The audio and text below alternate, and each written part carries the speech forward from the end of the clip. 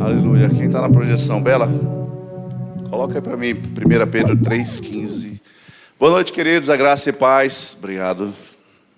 Aleluia, o Senhor é bom. Vamos lá de novo? Boa noite, queridos, a graça e paz. Oh, que bom que vocês chegaram, glória a Deus, o Senhor é bom. Aleluia, o Senhor é bom. Pastor Zelito, vamos botar uma fita ali naquelas 3 últimas cadeiras, últimas fileiras, para proibir aquele pessoal do fundão lá, que eu acho que está fazendo bagunça lá, está proibido de sentar lá. A Val, gente, misericórdia, a Val no fundão. Ai, essa Val te falar, viu? Aleluia. Olha só. Deixa eu chamar. Pietra, Mateus, Isabela, Micael, cadê Marcele? Fábio, Pedro, Antônio, Lucas, José. Não é isso? Aí, viu? Ei, o que vocês estão fazendo aí? Olha só. Vocês têm 30 segundos para chegar aqui. Deixa eu fazer uma pergunta para vocês, crianças, adolescentes e para cada um de nós adultos. Pronto, os adolescentes, os jovens. Nathalie, seja bem-vinda. Aí eu vou dizer assim para você, criança, adolescente e jovem. Se o seu pai, se sua mãe deixar de vir para a igreja, deixar de congregar, você vai deixar de congregar também? Guarda para você. Que bom, graças a Deus. Ainda bem que foi positiva a resposta. Sabe, eu estou perguntando pelo seguinte, olha o que diz esse texto. Antes, santificai a Cristo como ao Senhor em vosso coração, estando sempre preparados para responder a todo aquele que vos pedir razão da esperança que há em vós. Estejam todos preparados para responder àquele que pediu razão. Por que você tem esperança? Você tem esperança em quê? Que negócio é esse de crente? Por que você vai para a igreja? O que é esse negócio de acreditar em Deus? Por que você confia em Deus? Aí eu perguntando para os jovens, adolescentes, porque muitas vezes o pai, eu estou com preguiça de ir para a igreja, não vou para a igreja, não quero ser crente, não quero congregar. E aí os jovens, você jovem, eu vou te perguntar, e você guarda para você, responde para você, você vai deixar de congregar? Aí eu pergunto, então por que você hoje vem para a igreja? Porque meu pai vem, porque minha mãe vem. Não, não pode ser essa a sua resposta. Você precisa entender, e aí todos nós precisamos entender por que nós estamos fazendo o que estamos fazendo. Por que estamos vindo para a igreja? Por que nós estamos congregando? Por que nós estamos ouvindo essa palavra? Por que eu venho para a oração terça? Por que eu venho para o culto de quinta? Por que eu venho para o culto domingo? Culto dos jovens, adolescentes, homens e mulheres, casais. Por que eu venho para esses cultos?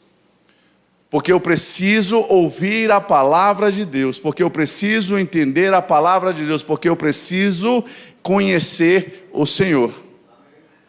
E o apóstolo Pedro, ele diz, ei, deixa eu lá, Bela. Põe a NTLH, por favor, versão NTLH. Aleluia. Estejam sempre prontos para responder a qualquer pessoa que pedir que expliquem a esperança que vocês têm. Por que você tem esperança na salvação? Você e eu precisamos estar prontos para responder isso. Por isso nós estudamos a palavra de Deus. Por isso nós precisamos nos debruçar sobre a palavra de Deus. E aí, Maitelira? Por isso nós nos debruçamos sobre a palavra de Deus. Precisamos aprender cada dia mais para que a gente saiba o que nós estamos fazendo. Eu vou para a igreja porque minha mãe vai, porque você acostumei a ir para a igreja. Não pode ser essa a nossa resposta, não pode ser esse o nosso propósito. E aí eu chamo a nossa atenção, e os jovens, como eu falei, crianças, adolescentes, jovens, sabe, anotem aquilo que nós temos estudado toda quinta-feira, anotem, registrem, leiam depois, faça o seu mapa mental, não é assim que você faz na escola? Para você entender, para você aprender, para você saber. Você é salvo? Sou salvo, vou para o céu, vou. Quem disse? Eu ouvi o pastor falando lá na igreja. Mas esse pastor sabe de alguma coisa? A sua base é o que o pastor falou um dia na igreja? Pode ser o pontapé inicial, mas será que aquilo que o pastor falou na igreja tem base bíblica? E você e eu precisamos saber essa base bíblica. Saber qual a razão da nossa esperança, explicar a esperança que nós temos. Amém? E hoje nós temos um bom tema que nos ajuda a explicar. Na hora que eu estava ali adorando, e aí eu lembrei desse texto, eu não lembrava a referência, procurei a referência, porque a gente precisa saber por que nós estamos fazendo o que estamos fazendo, porque nós podemos dizer que somos salvos, vamos para o céu, estamos com o Senhor. Abra a sua Bíblia, em Romanos no capítulo 5. Sabe o homem, eu vou falar sobre hoje, o homem, a sua queda e redenção. Diga o homem, sua queda e redenção. Romanos 5,14, eu vou tentar ser acelerado. Sabe, o homem foi criado por Deus, foi feito à imagem e semelhança de Deus, mas por causa da transgressão ele caiu, por causa do pecado, por causa da desobediência ele caiu e ele foi destituído. Eu vou começar talvez meio para o final, mas eu quero pegar esse texto aqui. Abra lá para mim Romanos, coloca no capítulo 3. Aleluia. Quem já ouviu falar, todos pecaram e destituídos estão da glória de Deus? Aleluia. Sabe, é um texto que a gente ouve muito, as pessoas falarem, porque o homem é pecador, porque eu sou pecador. Não, rapaz, não, a palavra diz que todos pecaram e carecem da glória de Deus e destituídos estão da glória de Deus. Mas nós precisamos entender aquilo que a palavra de Deus diz. Nós precisamos entender aquilo que a Bíblia diz. E nesse texto, Romanos 3, deixa eu tentar ser o mais sucinto possível.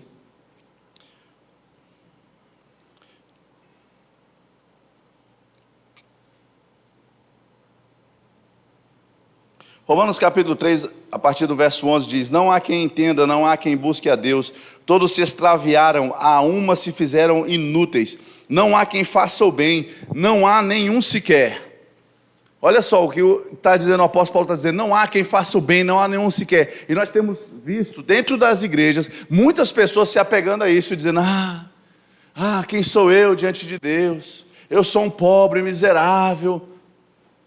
Não, a Bíblia diz, e continuou, todos se extraviaram a uma e se fizeram inúteis, não há quem faça o bem, não há nenhum sequer. A garganta deles é sepulcro aberto, com a língua urdem engano, veneno de víbora está nos seus lábios, veneno de víbora está nos seus lábios, a boca eles a têm cheia de maldição e de amargura.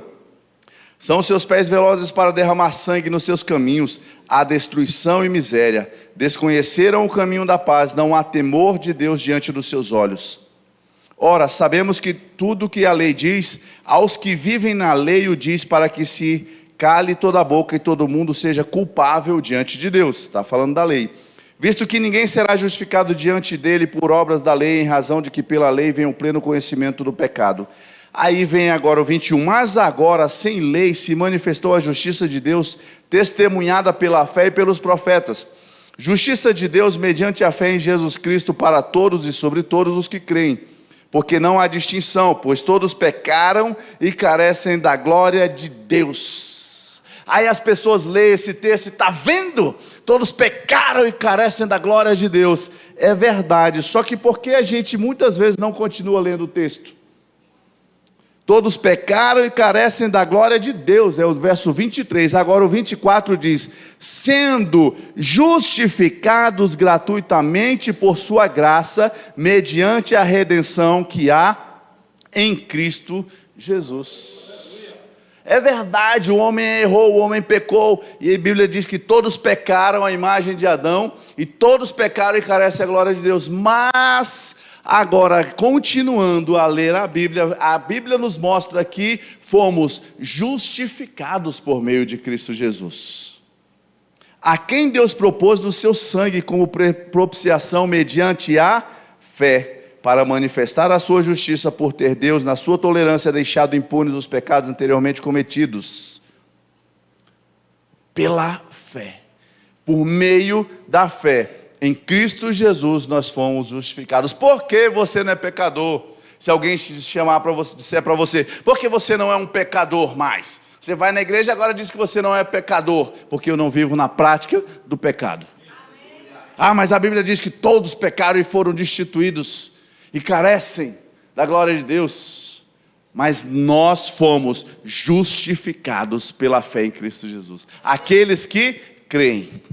Então a nossa vida mudou, nós não somos os mesmos, nós não temos mais o mesmo padrão de vida, o mesmo comportamento, porque fomos justificados em Cristo Jesus. Então nós precisamos saber falar isso, nós precisamos saber explicar isso àqueles que estão à nossa volta. Quando nós falamos do Evangelho, quando nós dissemos, não sou pecador, não, mas a Bíblia diz que o homem é pecador, não, está falando da antiga aliança, não vivemos mais sobre a antiga lei, sobre a regra da lei, mas vivemos agora pela graça em Cristo Jesus. Aleluia! Jesus Cristo, Filho de Deus, Ele foi manifestado para desfazer as obras do diabo. João, o Evangelho de João, no capítulo 1 João 3:8.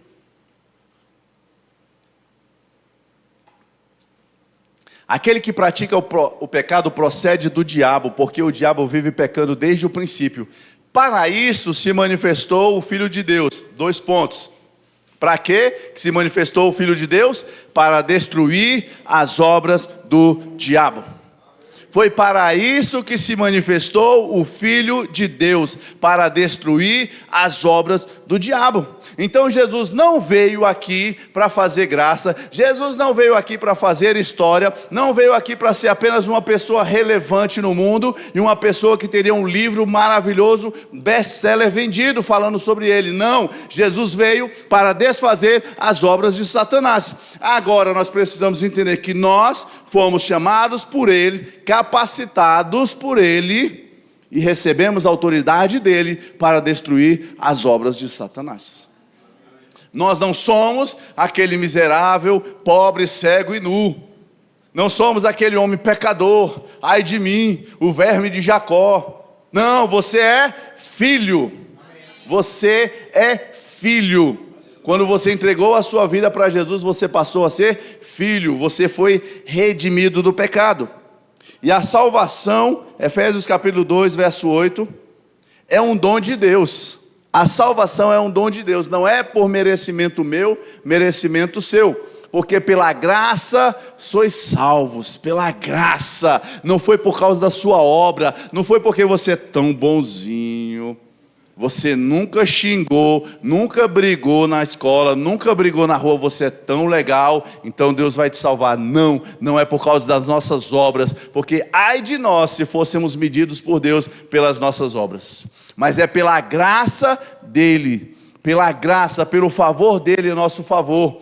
Pela graça sois salvos mediante a fé. E isso não vem de vós, é um dom de Deus. Não é porque você é a melhor pessoa do mundo, por mais que você seja uma pessoa maravilhosa, mas é pela fé em Cristo Jesus. Por isso nós somos salvos. Por isso que o homem, por mais perverso que seja, por mais pecador que seja, ele pode ser salvo.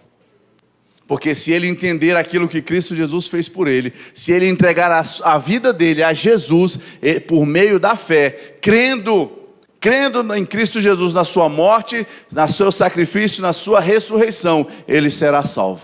Porque não depende de quanto você errou, de quanto você pecou, mas depende do seu arrependimento e você crê em Cristo Jesus. É assim que vem a salvação. Não é porque alguém é bacana. Eu sei que às vezes a gente olha, fulano não aceitou Jesus, mas ele é uma pessoa tão boa, ele é tão bacana, tão legal.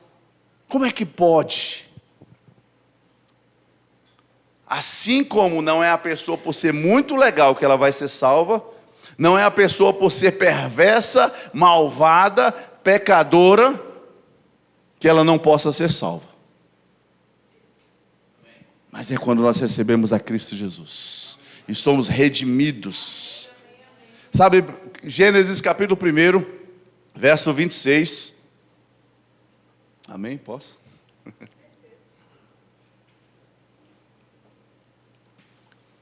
Também disse Deus: façamos o homem à nossa imagem, conforme a nossa semelhança. Diga comigo: imagem e semelhança. Tenha ele domínio sobre os peixes do mar, sobre as aves do céu, sobre os animais domésticos, sobre toda a terra e sobre todos os répteis que rastejam pela terra. Criou Deus, pois, o homem à sua imagem, a imagem de Deus o criou, homem e mulher os criou. 28.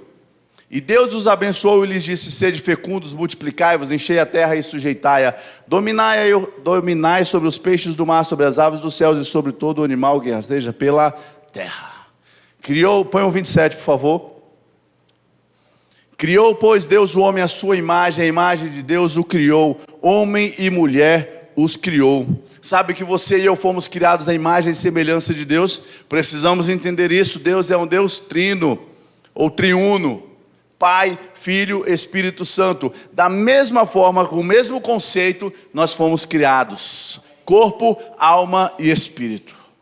Nós fomos criados à imagem e semelhança de Deus.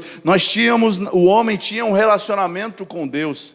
Ele se conectava, ele estava conectado diretamente com Deus. Ele foi criado à sua imagem e semelhança. Mas, por causa do pecado, isso foi perdido. Por causa do pecado, por causa da desobediência de Adão, isso foi perdido. Lá em Mateus 19:4 fala sobre isso também, que o homem, macho e fêmea os criou.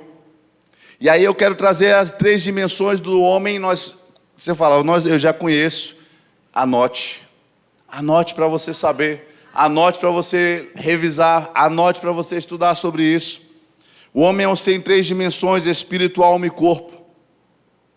Ele é um ser eterno, como Cristo, como o Pai, como o Espírito Santo nos criou. Nós somos um ser eterno. Hebreus, capítulo 4. Aleluia. Aleluia. Sabe que o homem é um ser eterno, seja ele com Deus ou não, ele é um homem eterno, ele é um ser eterno. Seja na presença de Deus ou fora da presença de Deus, o homem sempre será um ser eterno. Hebreus 4:12. Aleluia. Porque a palavra de Deus é viva e eficaz, e mais cortante do que qualquer espada de 2 gumes, e penetra até o ponto de dividir a alma e espírito, juntas e medulas, e é apta para discernir os pensamentos e o propósito do coração.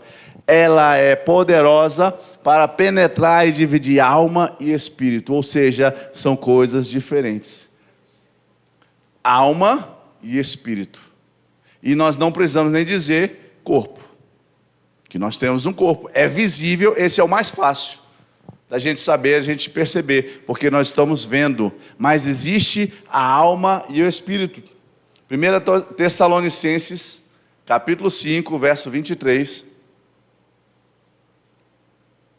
O apóstolo Paulo, falando na igreja, ele diz: o mesmo Deus da paz vos santifique em tudo, e o vosso espírito, alma e corpo sejam conservados íntegros e irrepreensíveis na vinda de nosso Senhor Jesus Cristo. Espírito, alma e corpo. Espírito, diga comigo: espírito, alma e corpo. Tiago 2:26, por favor. Tiago 2:26, porque assim como o corpo sem espírito é morto, assim também a fé sem obras é morta. O corpo tem o espírito dentro. E aí ele diz que quando o espírito sai, ou quando esse corpo passa a não ter mais o espírito, ele é morto.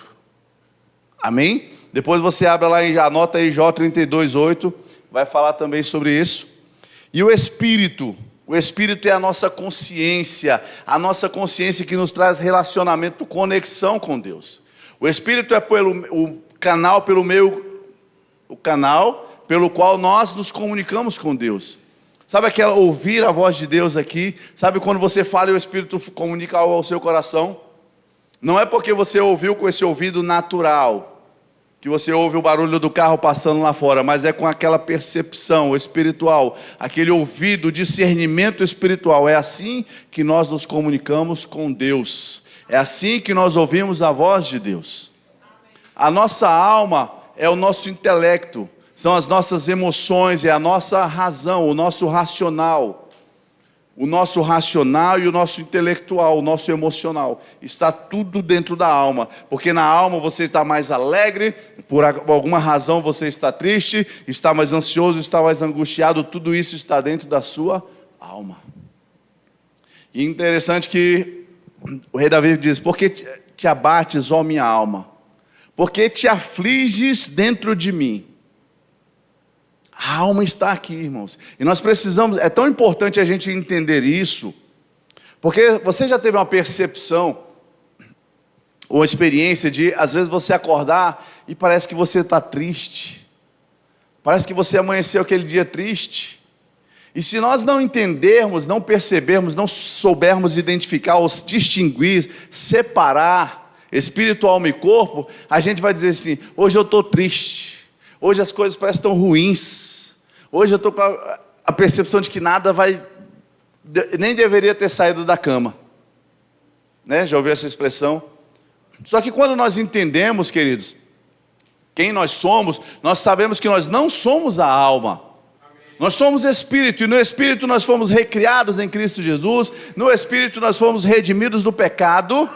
No espírito nós andamos pela fé.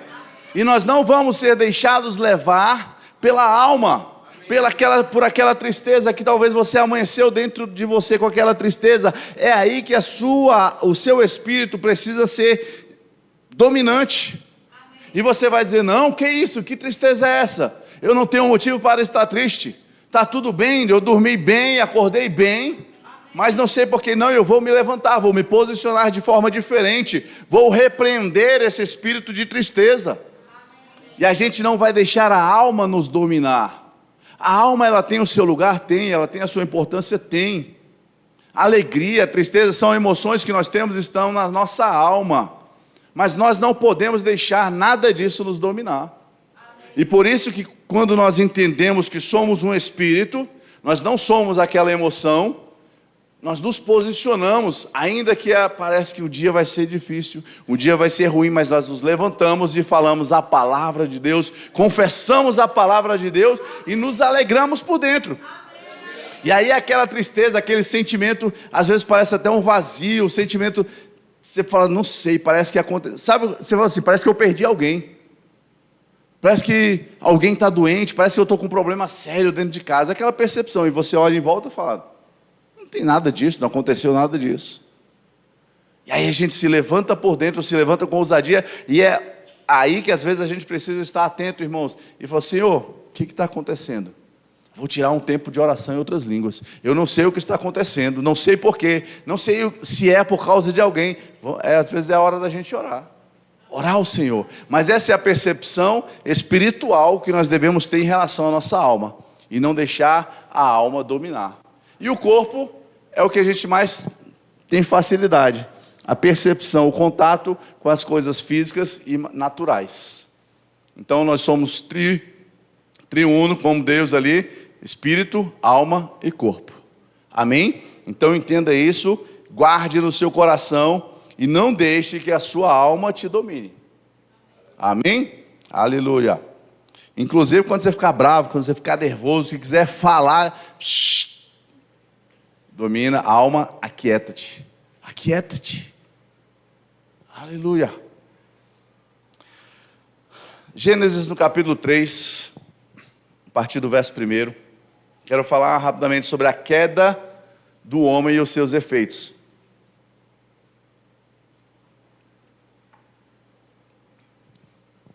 Vamos até o 6, tá, Bela? Mas a serpente, mais sagaz que todos os animais selváticos que o Senhor Deus tinha feito, disse à mulher: é assim que Deus disse: não comereis de toda árvore do jardim? Respondeu-lhe a mulher: do fruto das árvores do jardim podemos comer, mas do fruto da árvore que está no meio do jardim, disse Deus: dele não comereis, nem tocareis, para que não morrais. Então a serpente disse à mulher: é certo que não morrereis, fica tranquila, não, você não vai morrer não, porque Deus sabe que no dia em que dele comerdes, se vos abrirão os olhos, e como Deus, sereis conhecedores do bem e do mal. Vendo a mulher que a árvore era boa para se comer, agradável aos olhos e árvore desejável para dar entendimento, tomou-lhe do fruto e comeu. Diga comigo, comeu.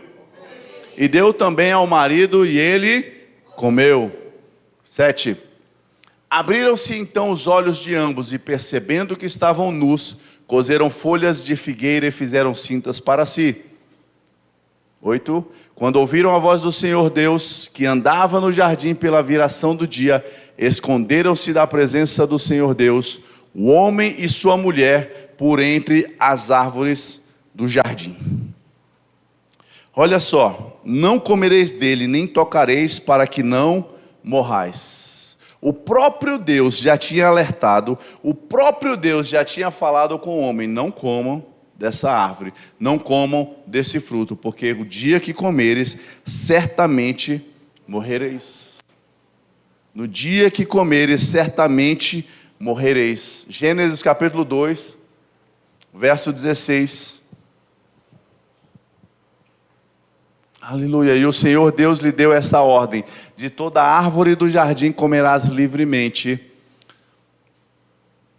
Próximo. Mas da árvore do conhecimento do bem e do mal não comerás, porque no dia em que dela comeres, certamente morrerás.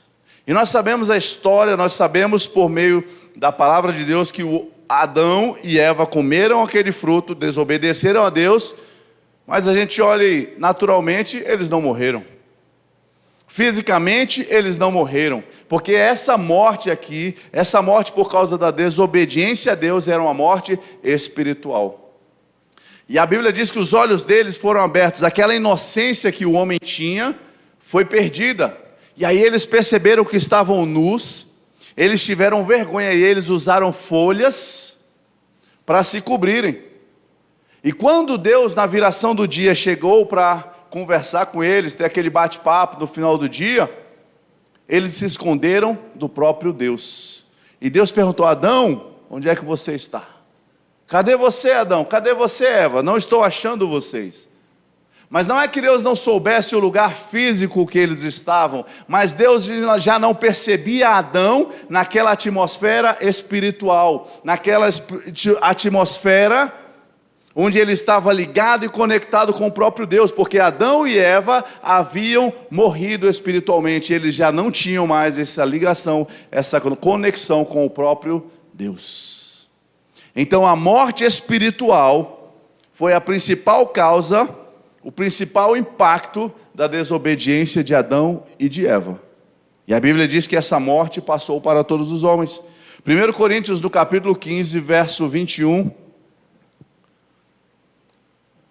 diz assim: visto que a morte veio por um homem, também por um homem veio a ressurreição dos mortos. Aqui está dizendo que a morte veio por causa de um homem, de Adão, que desobedeceu, mas também já está falando a respeito de Cristo Jesus, que por causa de um homem veio a ressurreição dos mortos. 22. Porque assim como em Adão todos morreram, assim também todos serão vivificados em Cristo. Então nós precisamos, como eu falei no início, entender por que o homem foi destituído, por que diz que o homem morreu espiritualmente, e por que nós podemos dizer hoje que estamos vivos espiritualmente, por causa de Cristo Jesus. Porque morremos em Adão por causa do pecado, mas por causa de Cristo Jesus. Em Cristo Jesus nós fomos ressuscitados, nós fomos redimidos da morte. Aleluia! Oh, glória! E nós temos algumas consequências da morte, que é a separação de Deus. É a principal. A morte é quase que o significado da morte é a separação de Deus. O homem já não tinha mais comunhão com o próprio Deus. Tanto é que nós vemos na antiga aliança que o homem não se relacionava diretamente com Deus. Deus falava com o povo através do profeta, através do sacerdote ou através do rei. Porque o homem não tinha mais aquela capacidade espiritual de falar com Deus, de ouvir o próprio Deus. A não ser em uma situação especial que Deus queria se manifestar ao homem. Ou através da unção que vinha sobre o rei, o sacerdote e o profeta. Então o homem perdeu essa capacidade. E Isaías capítulo 59, verso 2.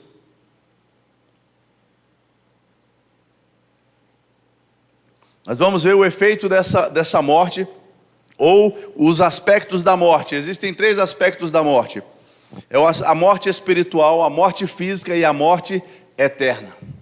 A morte espiritual, Isaías 59 diz: mas as vossas iniquidades fazem separação entre vós e o vosso Deus. As vossas iniquidades ou os vossos pecados separam você de Deus.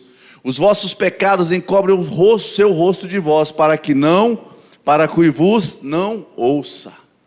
Então a Bíblia diz que essa morte, essa separação por causa das iniquidades ou por causa do pecado, nos separa de Deus. O pecado nos separa de Deus, ele nos afasta, ele nos impede de ter essa vida nele, essa conexão com ele. Essa é a morte espiritual. Porque Adão estava ligado ao Senhor, Adão foi criado à imagem e semelhança de Deus.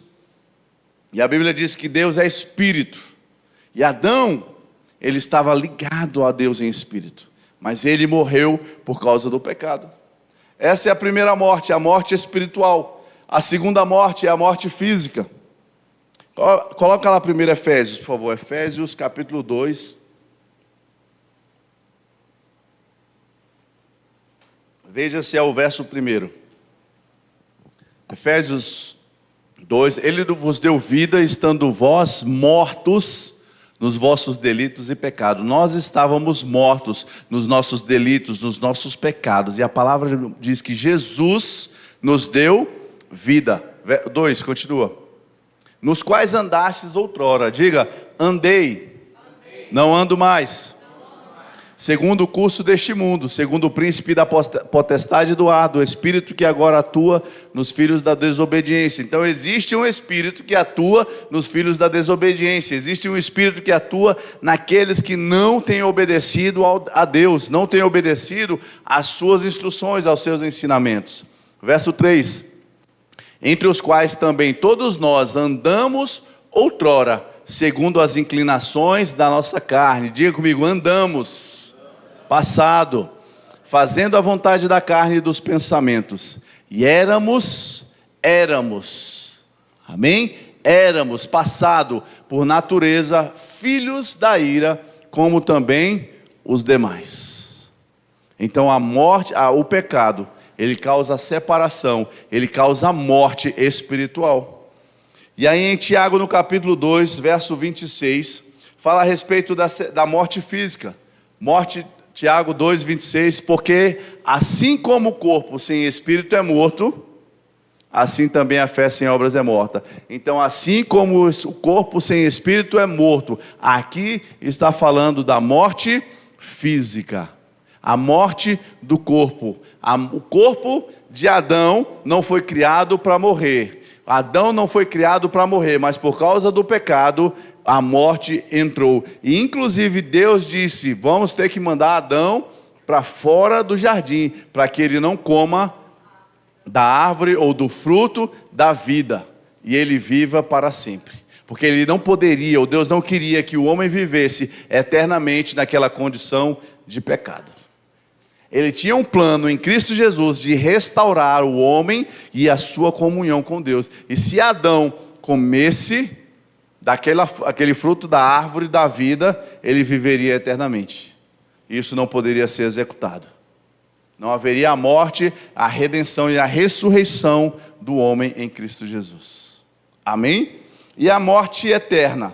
Essa, irmãos, é a separação definitivamente do homem e de Deus. É também chamada de segunda morte. O lago de fogo e enxofre é o destino final dos ímpios, quando no juízo do grande trono branco ressuscitarão e serão lançados no lago de fogo, onde sofrerão penalidade eterna, banidos da face do Senhor, da sua glória, do seu poder. A pior morte é a morte eterna. Porque essa é uma morte, eu vou dizer, é sofrimento eterno. Abra sua Bíblia em Mateus, no capítulo 25.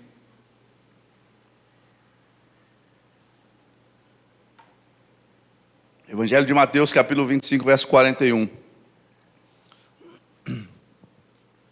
Então o rei dirá também aos que estiverem à sua esquerda: apartai-vos de mim, malditos, para o fogo eterno, preparado para o diabo e seus anjos.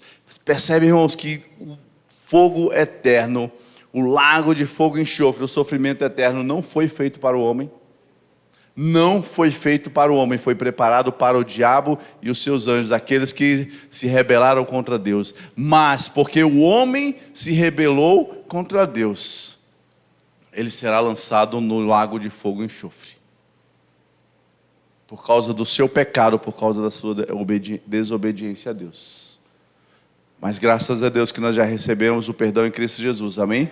Aleluia. 2 Tessalonicenses, no capítulo 1. Aleluia. 2 Tessalonicenses, capítulo 1, verso 8, diz assim: em chama de fogo, tomando vingança contra os que não conhecem a Deus e contra os que não obedecem ao evangelho de nosso Senhor Jesus. 9. Estes sofrerão penalidade de eterna destruição, banidos da face do Senhor e da glória do seu poder. Apocalipse, capítulo 20, versos 14 e 15. Aleluia. Apocalipse 20 diz: então a morte e o inferno foram lançados para dentro do lago de fogo. O que nós entendemos como o inferno hoje, ele ainda, o inferno é ruim, mas existe um lugar pior, um lugar definitivo, que é o lago de fogo e enxofre. A morte e o inferno foram lançados para dentro do lago de fogo. Esta é a segunda morte, o lago de fogo. Esta é a segunda morte, o lago de fogo. Então, está reservado para aqueles que não receberem a Cristo Jesus, aqueles que não se arrependerem de seus pecados. Serão lançados com o diabo e os anjos dele, no lago de fogo e enxofre. Aleluia. Então houve uma consequência, irmãos, por causa do pecado, a morte entrou no mundo, e a morte espiritual, a morte física e a segunda morte, que não foi preparada por Deus para os homens, mas é um lugar de punição para o diabo e os seus anjos. Mas o homem que se rebelou contra Deus e será lançado lá, por causa da sua desobediência. Então anota aí algumas coisas, efeitos da morte sobre a humanidade. Eu não vou ler os textos, mas anote aí: perda da comunhão, foram os efeitos da morte para o homem, a perda da comunhão, a terra foi amaldiçoada, espinhos, abrolhos, catástrofes, problemas, tempestades acontecem na terra por causa da maldição que ela recebeu devido ao pecado do homem. O pecado entrou na terra e o Adão foi expulso do Éden. Foi essas consequências, principais consequências do pecado de Adão e Eva. Mas eu quero finalizar aqui falando a respeito da redenção. Em 2 Coríntios, capítulo 5, verso 17, diz: portanto, se alguém está em Cristo, ele é uma nova criatura. As coisas velhas são passadas, eis que todas as coisas se tornaram novas. Em Cristo Jesus, aquele que está em Cristo, nova criatura é. Por isso que nós precisamos entender a palavra, saber quem somos e saber a razão da nossa esperança, porque estamos em Cristo, porque somos novas criaturas e nós temos vida em Cristo Jesus. É motivo de nos alegrarmos, é motivo de celebrarmos, é motivo de andarmos em paz e alegria, porque nós recebemos essa salvação em Cristo Jesus. Essa redenção, ou esse resgate, foi feito por Cristo Jesus, por meio de Jesus Cristo. Nós conhecemos João 3,16.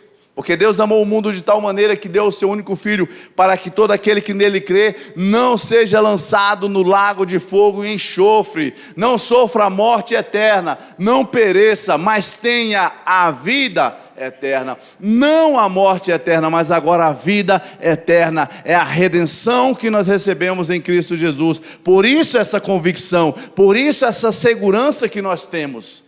Essa é a razão da nossa esperança. Precisamos saber responder o que nós cremos, porque nós cremos. Amém, queridos? Aleluia. Romanos capítulo 3, versos 23 e 24. Todos pecaram e carecem da glória de Deus, sendo justificados. Nós já lemos esse texto, sendo justificados. Porque agora fomos justificados. Essa é a redenção. A justificação torna o homem justiça, como se o pecado jamais tivesse existido. Deus olha para mim e Deus olha para você através da redenção em Cristo Jesus, e Ele nos vê com os olhos de santidade. Ele nos vê com os olhos de quem vê ao seu próprio Filho Jesus. Ele nos vê com os olhos de quem está vendo aquela criação original, ligado, conectado a Ele, que tem vida nele. Essa é a justificação em Cristo Jesus. Por isso nós não somos pecadores, chamados pecadores ou pecadores redimidos. Nós somos justos, porque fomos justificados. Por que você é justo? Porque eu fui justificado em Cristo Jesus, pela fé em Cristo Jesus. Capítulo 6 de Romanos, verso 23. Aleluia. São textos básicos, irmãos, para nós. Porque o salário do pecado é a morte. Por que as pessoas morrem? Porque é o salário do pecado, é o preço, é o salário, a remuneração, ou o prêmio que se recebe por causa do pecado, a morte. Mas o dom gratuito de Deus não é porque eu paguei, não é porque eu fiz algo, não é porque eu comprei, mas é um dom gratuito de Deus, que é a vida eterna em Cristo Jesus. Não mais a morte eterna, mas agora a vida eterna nele. Em Cristo Jesus. O salário do pecado é a morte. A morte física? É a morte física. A morte espiritual? É a morte espiritual. A morte dos nossos sonhos? A morte dos nossos sonhos. O dano, o prejuízo, o sofrimento, a dor, é tudo isso. É o salário do pecado. Mas, pode deixa aqui, por favor. O dom gratuito, diga comigo, é de graça. Agora, não é porque é de graça que tem que ser tratado de qualquer maneira. Não é porque é de graça que pode ser tratado de qualquer maneira. A hora que eu quiser, não. Custou a vida de Cristo Jesus. O sangue dele foi derramado na cruz por mim e por você, para que nós pudéssemos ser redimidos. Sabe, eu estava vindo para cá e meditando nesses textos. Na verdade, estava vindo do trabalho, meditando nesses textos e me alegrando em Deus. Senhor, como o Senhor é maravilhoso. Nós temos paz, nós temos alegria, nós temos a salvação, queridos. É maravilhoso demais saber que nós temos uma viva esperança para nós, uma viva esperança de vida eterna em Cristo Jesus. Nós não podemos perder isso, porque se nós nos lembrarmos, como a Isa estava falando no início do culto, contar os nossos dias. Se nós pararmos para contar os nossos dias, nós vamos contar as maravilhas de Deus. Nós vamos olhar e dizer: Senhor, eu tenho a tua salvação. Por mais que eu esteja enfrentando circunstâncias, por mais que eu esteja enfrentando problemas, eu tenho a vida eterna em Cristo Jesus. É algo maravilhoso, algo poderoso para as nossas vidas, e nós precisamos ficar firmes nisso. Aleluia. Colossenses, no capítulo 1, verso 13.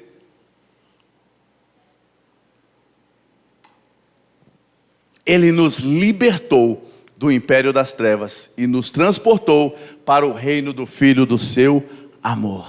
Diga comigo, seu reino. Aleluia. Sabe, esse é o lugar onde você e eu estamos hoje. Esse é o lugar onde nós estamos em Cristo Jesus. O homem passa para estar com Deus. O homem passa a viver no reino de Deus quando deixa o pecado, quando rejeita o pecado e quando entrega a sua vida a Jesus. Foi para esse lugar que nós fomos transportados. Quando nós rejeitamos o pecado, quando nós dizemos: Senhor Jesus, eu entrego a minha vida a Ti. Senhor, eu aceito ao Senhor, eu aceito o Teu amor, o Teu sacrifício. Foi para esse lugar que o Deus nos transportou. Nos tirou do império das trevas, do império de pecado, do lugar onde nós éramos desobedientes, no lugar onde nós andávamos em erros, e nos transportou para o reino do Filho do seu amor. Aleluia. Então você precisa ter essa consciência plena. Quem é você em Cristo Jesus? Onde você está em Cristo Jesus? Diga comigo: eu sou filho, justificado e vivo no reino de Deus. Esse é o lugar que nós temos. Esse é o lugar de redenção, esse é o lugar de salvação. E você anota aí, eu vou falar rapidamente, não vou abrir os textos, mas alguns efeitos da redenção. Assim como existem as consequências, os efeitos da condenação ou da morte, do pecado, existem também os efeitos da redenção. Romanos 8:1 diz: nenhuma condenação há para aqueles que estão em Cristo Jesus. Segundo Timóteo 2:11 diz: nós temos nele salvação. Então, nenhuma condenação há, temos nele salvação. O Espírito Santo passa a habitar em nós, 1 Coríntios 3:16. Nós passamos a ser filhos de Deus, Efésios 5:1. Nós passamos a ter a comunhão restaurada em Deus, Efésios 2, do 12 ao 19. Nós temos paz com Deus, redimidos com Ele. Nós temos paz em Deus, paz com Deus, Romanos 5:1. E nós temos a liberdade conquistada. Coloca lá Gálatas capítulo 5, verso 1. Gálatas 5:1. Diz assim: para a liberdade foi que Cristo nos libertou. Permanecei, pois, firmes, e não vos submetais de novo a jugo da escravidão. Sabe, irmãos, o lugar da liberdade é o lugar em Cristo Jesus. Não é aquele, eu sou livre, eu não preciso ir para a igreja, eu posso ir para a festa, eu posso ir para o baile, eu posso fazer isso, eu posso fazer o que eu quero. Isso não é liberdade, isso é estar escravizado no pecado. Isso é estar submetido ao pecado, à servidão de Satanás, porque a Bíblia diz que Satanás é o pai da mentira, ele é o pai do engano. Liberdade é você e eu estarmos em Cristo Jesus, e liberdade não é você fazer tudo de qualquer jeito, a hora que você quiser, porque existem consequências para aquilo que nós fazemos. Liberdade é estar em Cristo Jesus, livre do pecado, livre da maldição da lei, livre do diabo. Esse sim é o lugar de liberdade, esse sim é o lugar de paz que nós temos em Cristo Jesus. Vivendo em paz e alegria, ainda que o mundo esteja agitado, ainda que o mundo esteja em guerra, em conflito, em confusão, você e eu andamos em liberdade, em paz e alegria em Deus, porque foi para isso que o Senhor Jesus nos salvou.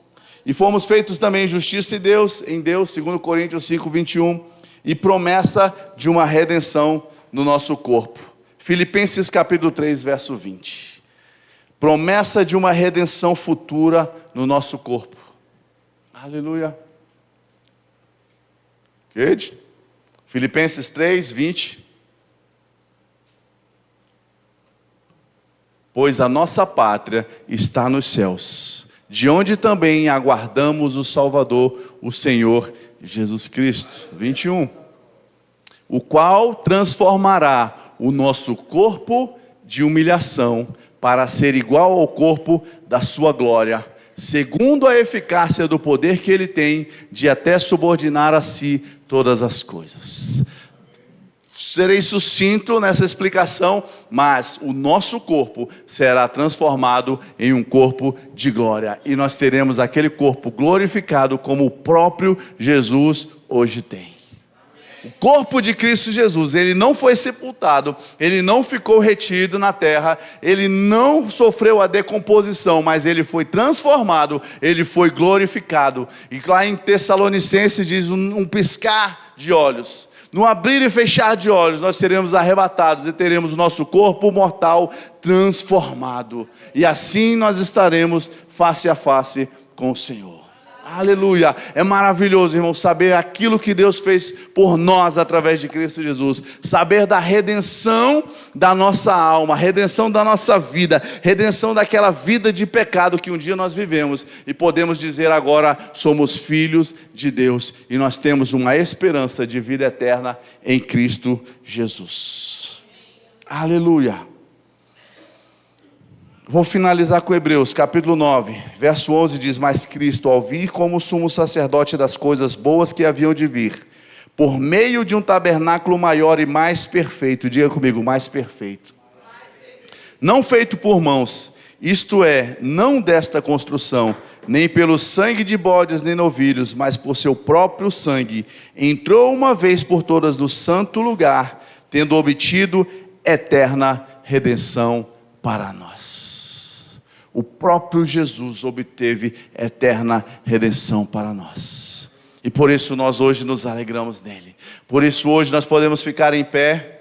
Amém? Você pode ficar em pé, levantar as suas mãos e agradecer ao Senhor.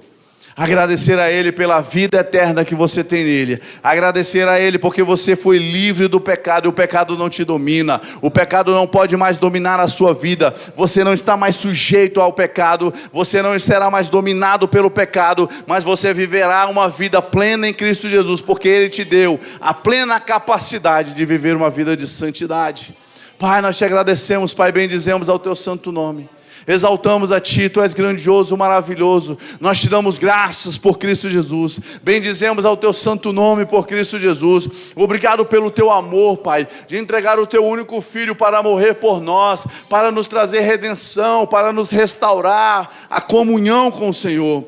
Obrigado porque não vamos passar pela morte eterna, porque não vamos sofrer a condenação eterna, mas vamos viver eternamente com o Senhor, tendo o nosso corpo glorificado, tendo o nosso corpo transformado, Pai. Nós te agradecemos, nós bendizemos ao Senhor, porque vamos viver nessa terra uma vida plena em Ti, uma vida de liberdade, uma vida de paz e alegria, Senhor. Nós te agradecemos, nós bendizemos, Pai, porque Tu és um bom Pai, Tu és um bom Deus. E nós queremos levar essa salvação a este mundo. Nós queremos levar essa salvação à cidade do Guará. Queremos anunciar a salvação em Ti, Jesus, a esses que estão perdidos, àqueles que estão distantes do Senhor, Pai, para que eles conheçam a Ti, para que eles conheçam o Teu amor, as Tuas verdades, Pai, a Tua verdade poderosa e a Tua redenção por meio de Teu Filho Jesus.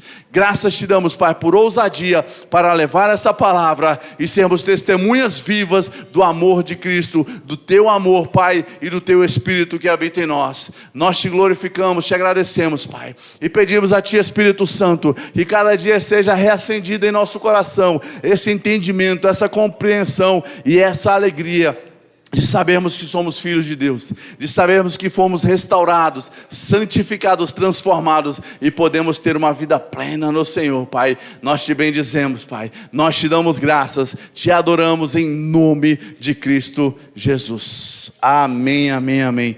Queridos, tem alguém aqui que ainda não